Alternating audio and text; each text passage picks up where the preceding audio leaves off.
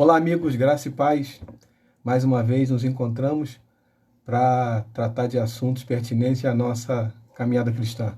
Na quinta-feira passada, nós encerramos o livro de Romanos, a série Romanos. Foi trabalhada do capítulo 1 até o capítulo 16. Então, foram 16 capítulos que nós trabalhamos ao longo daqueles dias. E hoje, nós nos encontramos para iniciar um novo tema, que é perdão de Deus versus consequência do pecado.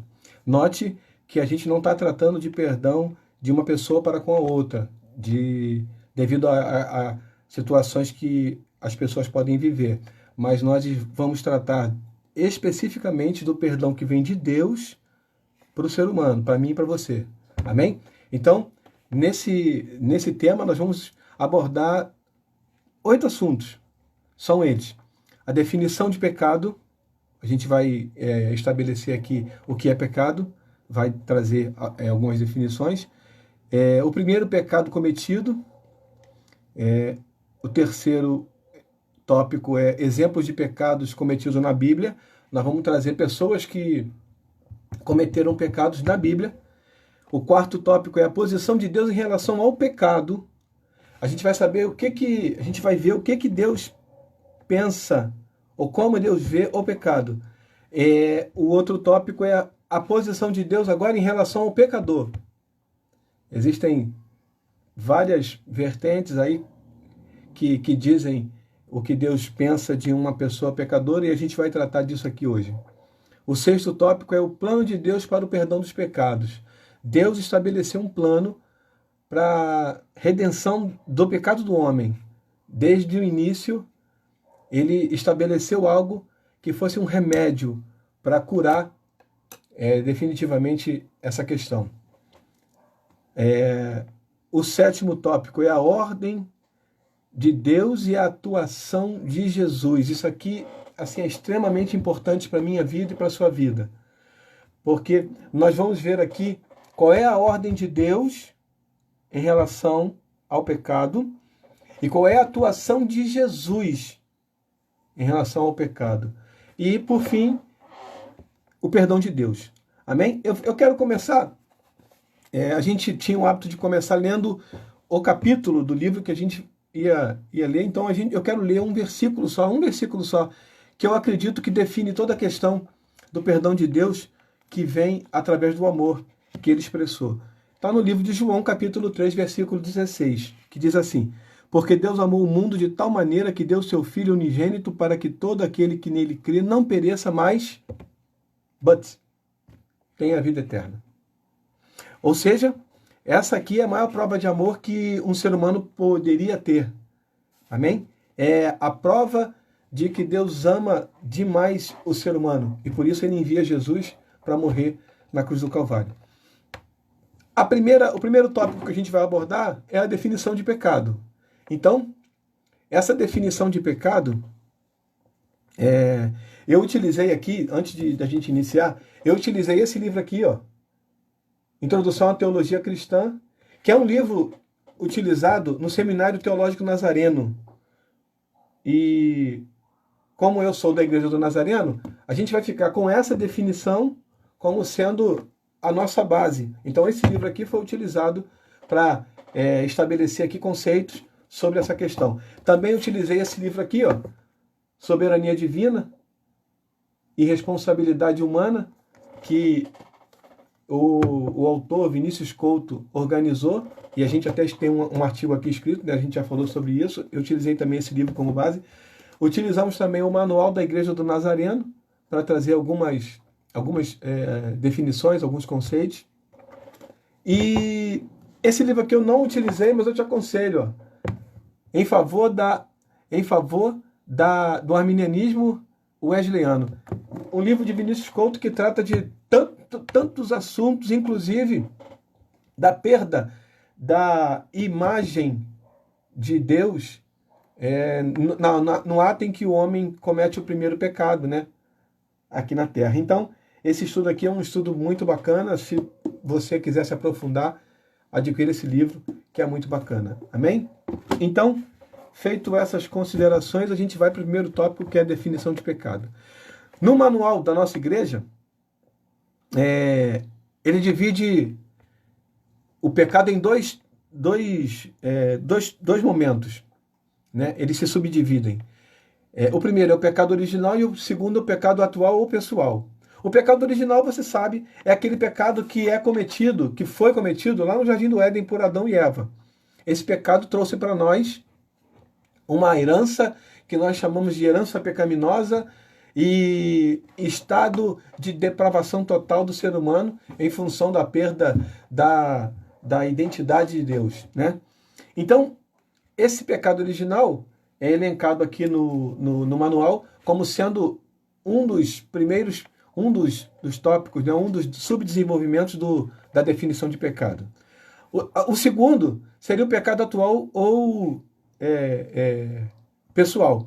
É aquele que eu, na minha plena faculdade mental, da minha responsabilidade, sobre o meu domínio, eu cometo. E aí eu passo a ser chamado de pecador, né? Agora, pelo pecado atual. O ser humano é chamado de pecador, de um modo geral, pelo pecado original.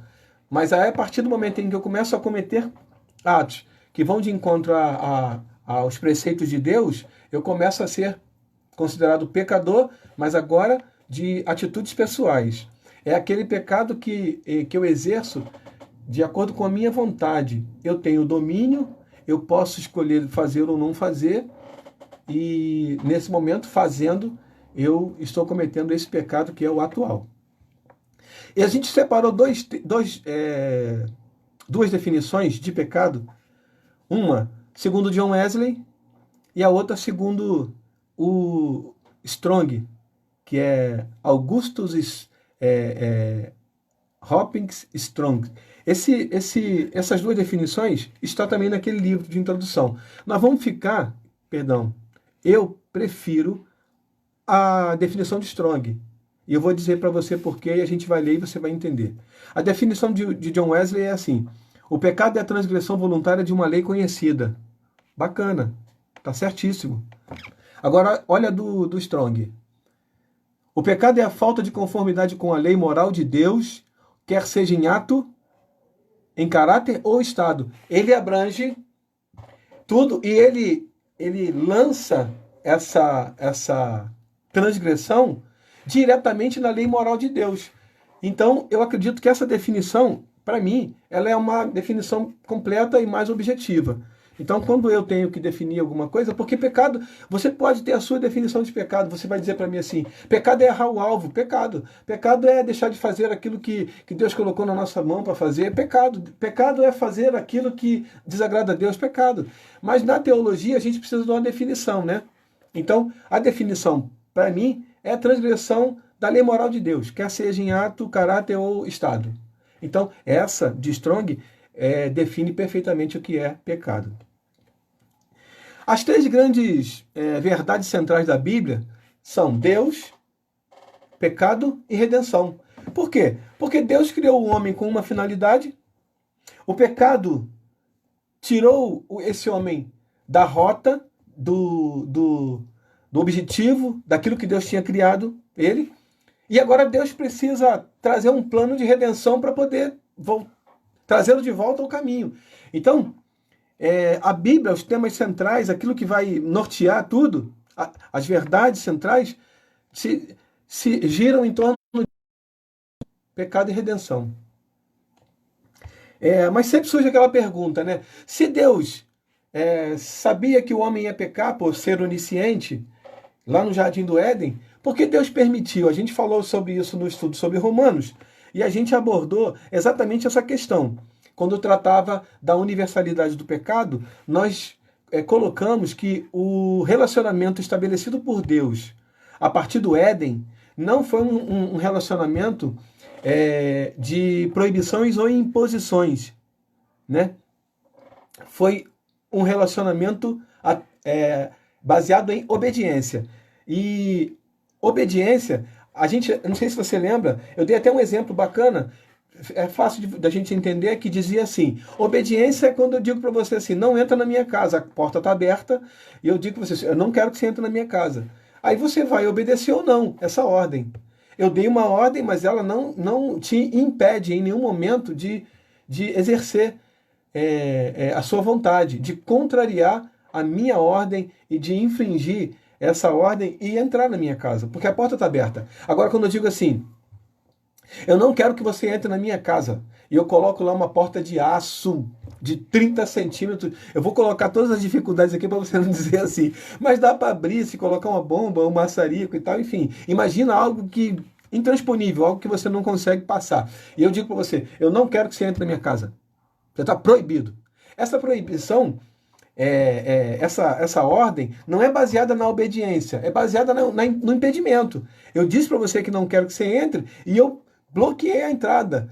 Porque se eu sair por algum motivo, eu não vou deixar facilidades para você entrar. Logo, eu não estou baseando o nosso relacionamento na confiança ou na obediência. Eu disse que não quero que você entre. Esse foi o relacionamento baseado, esse foi o relacionamento estabelecido por Deus. A obediência e não o impedimento. Por isso, ele não impediu o homem de pecar. A gente trata agora do primeiro pecado cometido. No âmbito celestial, há uma discussão teológica acerca dessa questão. Por quê? Porque na Bíblia, no livro de Isaías, capítulo 14, e Ezequiel, capítulo 28,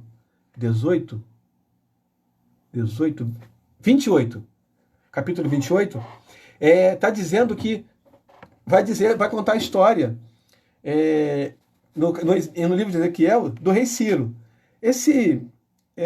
Essa história ela é discutida como uma possível, como é que eu vou te dizer? Como não sendo a história, a narrativa da queda de Lúcifer.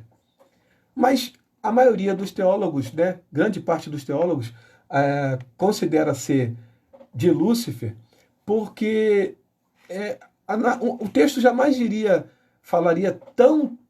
exaltaria tanto um rei a ponto de chamá-lo de aferidor, né, o mais belo entre todos, enfim. Então, o texto narra a caída de Lúcifer. Porque, pensa comigo, o homem foi tentado, a mulher, no caso, foi tentado por uma serpente que estava sendo, vamos dizer assim, usada para manipular aquela informação que Deus havia dado para Adão, aquela ordem de não comer da árvore.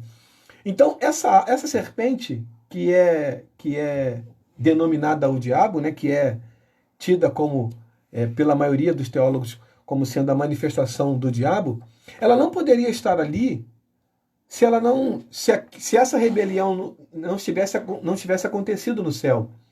Quando o diabo pensou, né, intentou no seu coração e está acima de Deus, fazer o trono dele acima do trono do Senhor. Então, quando a serpente tenta Eva, está dizendo para nós que essa rebelião, essa queda de Lúcifer já havia acontecido na região celestial. Então, o primeiro pecado cometido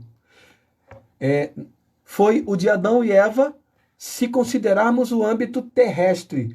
Mas se nós considerarmos o âmbito celestial, o primeiro foi de Lúcifer, quando ele tentou estar acima de Deus e ele foi lançado para a terra. Então, o primeiro pecado cometido, nós temos dois, né? O primeiro, na região celestial, cometido por Lúcifer, trazendo arrogância, trazendo soberba, presunção para o seu coração em querer ser maior do que Deus.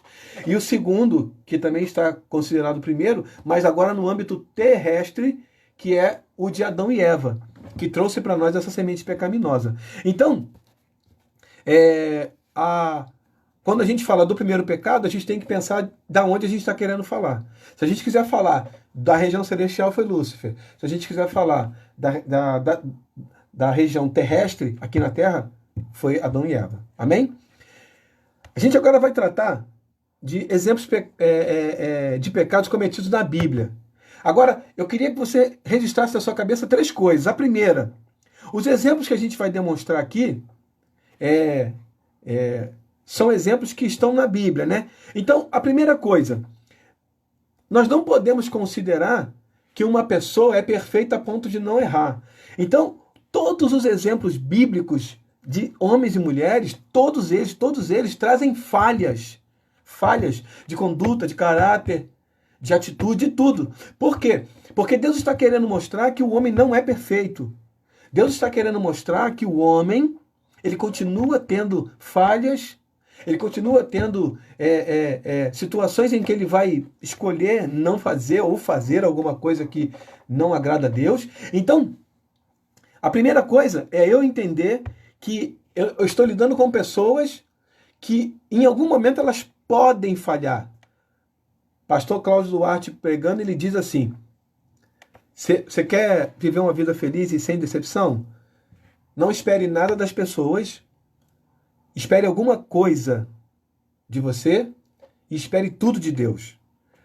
Se você estabelecer esses critérios para o relacionamento, você não vai se decepcionar. Porque você está se relacionando com uma pessoa, um amigo, um parente, qualquer pessoa, e você não está esperando tudo dele. Ao contrário, você não espera nada. Por quê? Você acredita que essa pessoa é uma pessoa que pode vir a falhar. Segundo, você se conhece, então você não espera muita coisa de você, porque você sabe que tem algumas coisas que você, né? E eu estou falando de mim. Então eu não espero muita coisa de mim. Agora, de Deus eu espero tudo, porque Deus é perfeito. Deus, ele não falha. Deus, ele não erra. Deus, ele acerta em tudo. Deus, mesmo quando eu penso que Deus não olhou, que Deus falhou, ele está acertando. Então, para eu estabelecer e não ter frustrações na minha vida, eu preciso criar esse critério para o meu relacionamento. Então, primeiro, eu não vou acreditar que as pessoas são perfeitas. Elas podem falhar, sim. Segundo, não podemos esperar que um ser humano, mesmo sendo imperfeito, não possa ser usado por Deus. Então, Deus pode usar como instrumento qualquer pessoa. Qualquer pessoa. Por quê? Porque Deus é poderoso. E terceiro, e aí esse aqui é um dos mais importantes, o perdão de Deus está acessível a todos. A todos, a todos. Quando a gente diz todos, a gente fala de todo tipo de pecado, todo tipo de erro, todo tipo de situação. Amém? Por mais abominável que seja. Deixa eu tirar essa Bíblia aqui e eu vou colocar essa daqui para a gente colocar. Está lá no material, Gênesis capítulo 3. Gênesis capítulo 3, do 1 ao 7, diz assim, ó: ora, a serpente era mais astuta que todas as alimárias do campo que o Senhor Deus tinha feito. Esse aqui foi o primeiro pecado, quando a serpente induziu Eva a que ela comesse do fruto, mas ela não somente comeu, ela também deu a Adão. Então esse pecado aqui ele só foi consumado não porque Eva comeu, não, absolutamente não. Porque até o momento em que Eva comeu, não aconteceu nada. Por que não aconteceu nada? Porque a ordem não foi dada para Eva. A ordem foi dada para Adão. Adão, você pode comer de toda a árvore, mas dessa aqui você não pode comer, daquela ali você não pode comer, daquela ali você não pode comer, daquela... Uma única árvore ele não poderia comer. A ordem foi dada para Adão. Então até o momento em que Eva comeu, não aconteceu absolutamente nada. Agora, quando Adão come, aí começa a desenrolar tudo. O segundo versículo, que é o exemplo, está no livro de João, capítulo 8. A partir do versículo 1, a gente vai ver que os escribas e fariseus, a gente também deu esse exemplo em algumas situações do estudo de Romanos, essa mulher é colocada diante de Jesus pelos escribas e fariseus como sendo acusada de adultério. Ela foi pega no ato de adultério. Então, a pena para aquela situação era a morte. Jesus estava ensinando aquele povo, uma multidão, como ele sempre fazia. Quando Jesus estava, sempre aconteciam pelo menos 2 coisas: multidão, muita gente, e milagre.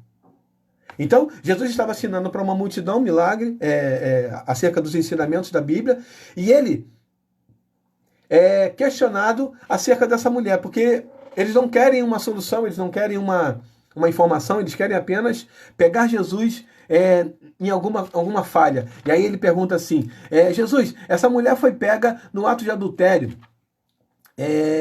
A lei de Moisés diz que ela deve ser apedrejada. E você o que diz? Quando Jesus recebe essa informação, ele começa a desenrolar.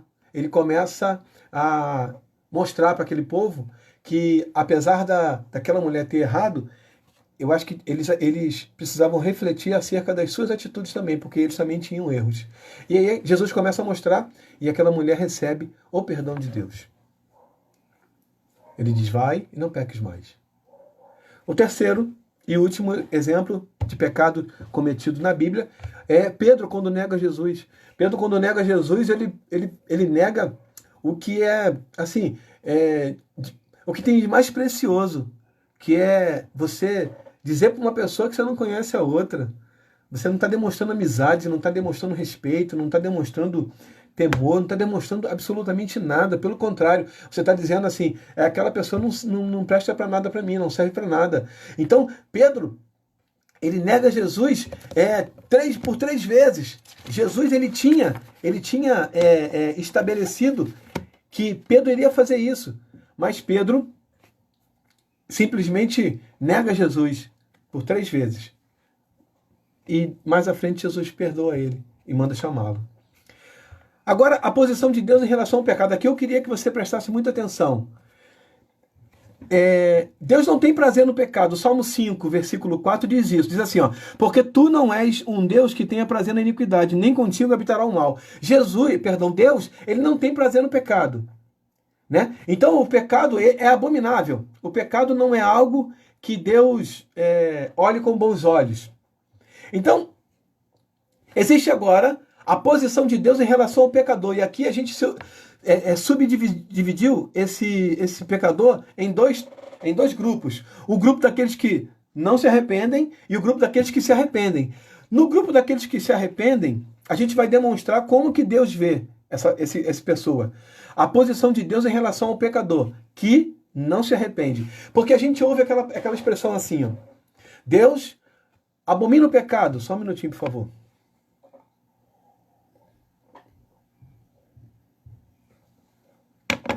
Deus abomina o pecado, mas ama o pecador. Isso em parte está certo.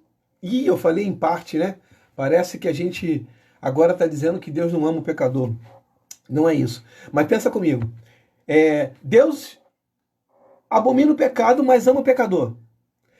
Essa expressão traz na cabeça de alguns a possibilidade de Deus salvá-los mesmo eles tendo errado. Isso não é verdade. Deus é amor, mas também é justiça. Então Deus ama o pecador, mas abomina o pecado. Né? Então se Deus ama o pecador e abomina o pecado, ele vai salvar o pecador? Não. Ele vai estabelecer a justiça para o pecador, porque ele vai cumprir tudo aquilo que ele estabeleceu para a salvação. Qual é? Todo aquele que nele crê não pereça, mas tenha vida eterna. Então, se o cidadão cometer um pecado, ele continua sendo amado por Deus. Porque Deus não muda. A imutabilidade de Deus não permite que ele um dia ame e outro dia odeie. Não. Ele ama e ponto final. Então, se Deus ama, ele ama. Ponto final. Então, essa pessoa vai para o céu?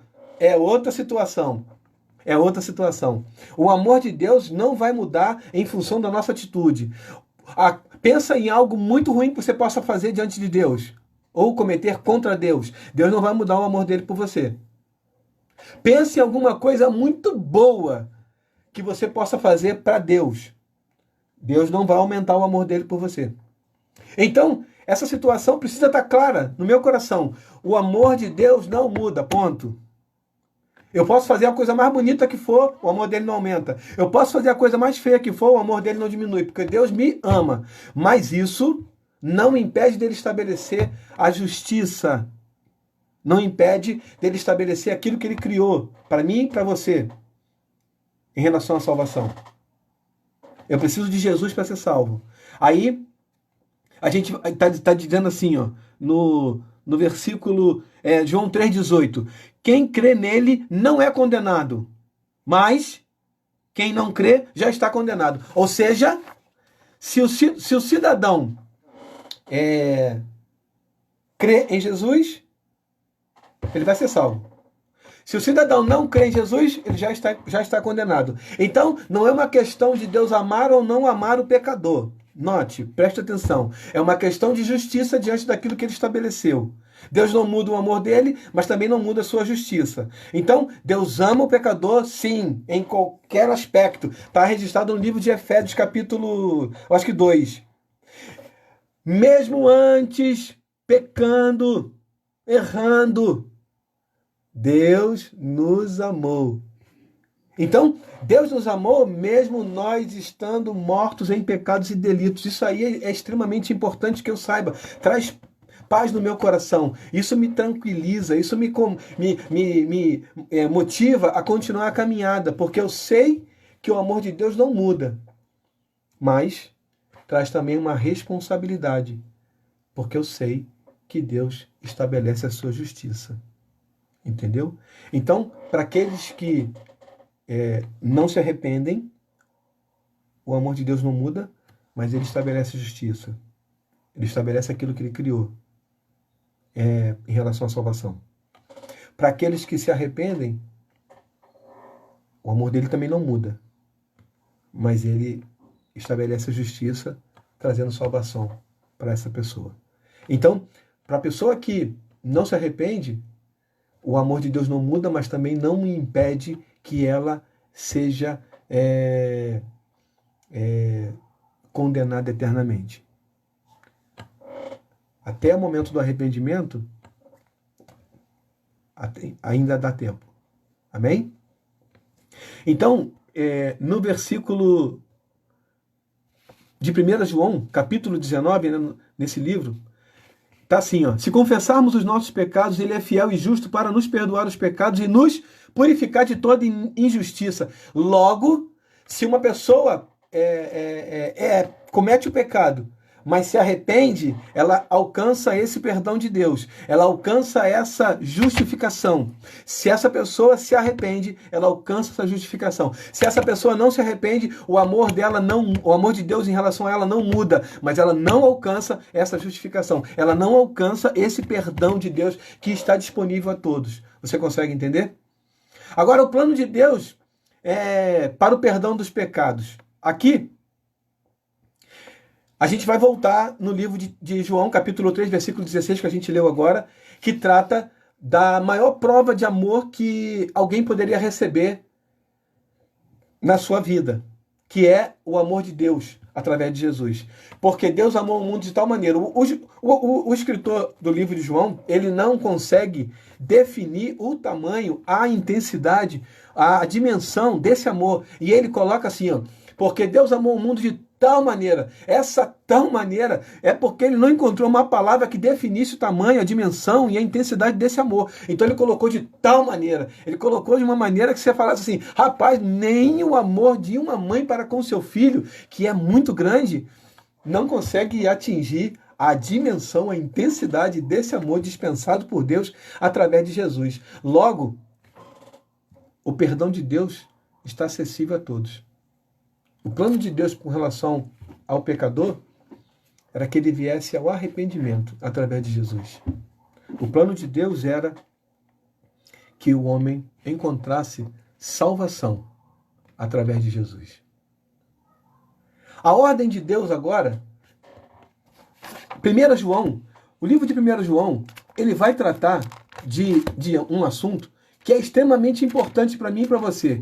Porque eu e você caminhamos e a gente não sabe o que vai acontecer e a gente continua caminhando e essa caminhada vai nos levar a vários lugares.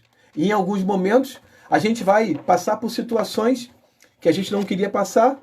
Então, esse texto aqui, ele traz para mim uma responsabilidade, em primeiro lugar, mas traz também uma tranquilidade para o meu coração. Porque ele diz assim, ó: meus filhinhos, capítulo 1, Perdão, capítulo 2 de 1 João, versículo 1. Diz assim: Meus filhinhos, estas coisas vos escrevo para que não pequeis. E, se alguém pecar, temos um advogado para com o Pai, Jesus Cristo justo. Então, note que a minha responsabilidade está diante da tentação que Deus estabeleceu para mim não pecar. Ele diz assim: Meus filhinhos, estas coisas vos escrevo para que não pequeis. Proibido pecar, não pode pecar, é imperativo. Deus não estabeleceu nenhum artifício que me possibilitasse pecar. Deus não me estabeleceu nenhuma vantagem, nenhum critério que me desse essa condição de pecar. Ele falou que não pode pecar. Mas Deus me conhece, Deus te conhece. Ele sabe das minhas falhas, Ele sabe de tudo aquilo que eu vivo e que você vive. Então, para nós não cairmos em desespero, né? Porque essa situação de não pecar traz para nós uma responsabilidade. E se não fosse o restante do versículo, nós entraríamos em parafuso, desespero total, porque a gente, porventura, poderia pecar. E eu já vi gente falar assim: pastor, eu não vou tomar ceia não, porque eu discuti com a minha mãe, eu discuti com meu pai. Então pessoas que entram em pânico no dia da ceia porque elas discutiram com o pai e com a mãe. Quando o apóstolo Paulo diz: examinai o homem a si mesmo, e em seguida tome. Ele não manda tomar de qualquer jeito, ele manda se examinar. O que é isso? É fazer um autoexame, falar onde foi que você errou, essa conduta está errada, você precisa se acertar e você naquele momento você se conserta. Porque quando eu digo que eu não posso tomar ceia porque eu estou em pecado, eu estou dizendo que o sacrifício de Jesus não foi suficiente para me perdoar os pecados. Eu estou dizendo que eu preciso de algo mais, além do sacrifício de Jesus, para acertar com a minha vida.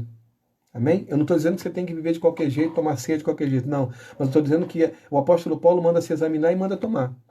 Então, aqui, nesse versículo, 1 João, ele diz que é para não pecar. Essa é a orientação, essa é a ordem de Deus em relação ao pecado. Agora a gente vai ver a atuação de Jesus em relação a esse pecado. Diz assim, cadê? Mas, se alguém pecar, temos um advogado. Quando você constitui um advogado, você jamais iria fazer isso, ia constituir um advogado de acusação. Ninguém, pelo menos até hoje que eu conheça, constituiu um advogado para acusá-lo. Todas as vezes que alguém constitui um advogado, constitui para defendê-lo. Então, aqui não precisa estar escrito, está implícito que esse advogado é de defesa. Temos um advogado. Que advogado é esse? O advogado de defesa. Aquele que vai trazer para nós a defesa diante do nosso pecado perante o Pai, perante o Senhor. Então, a ação de Jesus diante desse pecado é como advogada de defender. Jesus, ele é o teu advogado. Ele vai entrar na sua defesa em relação àquilo que você possa estar vivendo. Então, para trazer paz para o meu coração, Deus estabeleceu uma ordem, eu não posso pecar, mas Ele também estabeleceu um critério para esse perdão, Jesus Cristo. E o perdão de Deus, a redenção, está disponível a todos. João 1, capítulo 29. João 1, capítulo 29, diz assim, a palavra do Senhor. No dia seguinte, João viu a Jesus que vinha para ele e disse: Eis o Cordeiro de Deus que tira o pecado do mundo. Essa passagem traz para mim e para você a paz que excede todo entendimento. Essa passagem traz para mim e para você a convicção de que o Senhor morreu na cruz do Calvário, ao terceiro dia ressuscitou, e essa obra redentora chegou até mim, chegou até você, para nos trazer paz, para nos trazer perdão para os nossos pecados, para nos trazer salvação eterna. É isso que eu e você temos que disseminar para o mundo. Dizer para o mundo que o perdão que cada um comete tem jeito, desde que haja arrependimento. Jesus é o Cordeiro de Deus que tira o pecado do mundo. Jesus, ele veio para perdoar os nossos pecados. Jesus, ele veio para trazer redenção. Redenção. Para todo aquele que nele crê. Então, nós vamos nos deparar com pessoas que estão desesperadas em função de algo que cometeu. Nós vamos falar para elas, em primeiro lugar, note que nós estamos tratando do seguinte tema: perdão de Deus versus consequências do pecado. Hoje, nós estamos tratando do perdão de Deus. Amém? Então, a primeira coisa que você deve falar para uma pessoa que cometeu algo de errado, por pior que seja, é dizer que o perdão de Deus está acessível a ela. É dizer que Jesus morreu na cruz do Calvário por causa dela. É dizer que Jesus morreu na cruz do Calvário para perdoar os pecados dela. Ponto final. É isso que as pessoas precisam saber. Que Jesus Cristo perdoa os pecados. Amém? Hoje, nós tratamos especificamente do perdão de Deus, não do perdão dos homens, tá? A gente não está falando aqui de perdão de uma pessoa para com a outra, do pai com a filha, da mãe com o esposo, não, do irmão com a irmã. Nós estamos tratando do perdão que vem de Deus. Esse perdão que Deus dispensou para nós através de Jesus. Esse perdão alcançou a minha vida e alcançou a sua vida. Então, hoje, nós tratamos do perdão de Deus.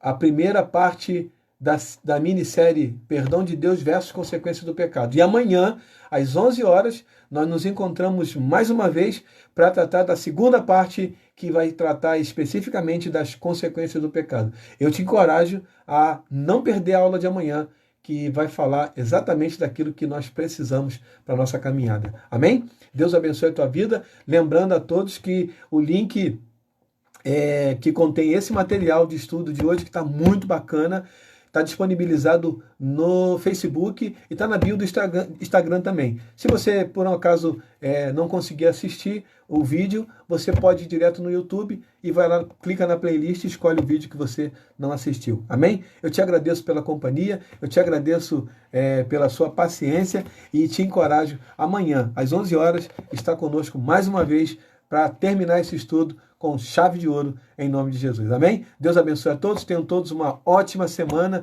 e que possamos amanhã, às 11 horas, estarmos firmes aqui para poder estudar essa segunda parte da minissérie Perdão de Deus versus Consequência do Pecado. Amém? Deus abençoe a todos, até amanhã, em nome de Jesus, às 11 horas.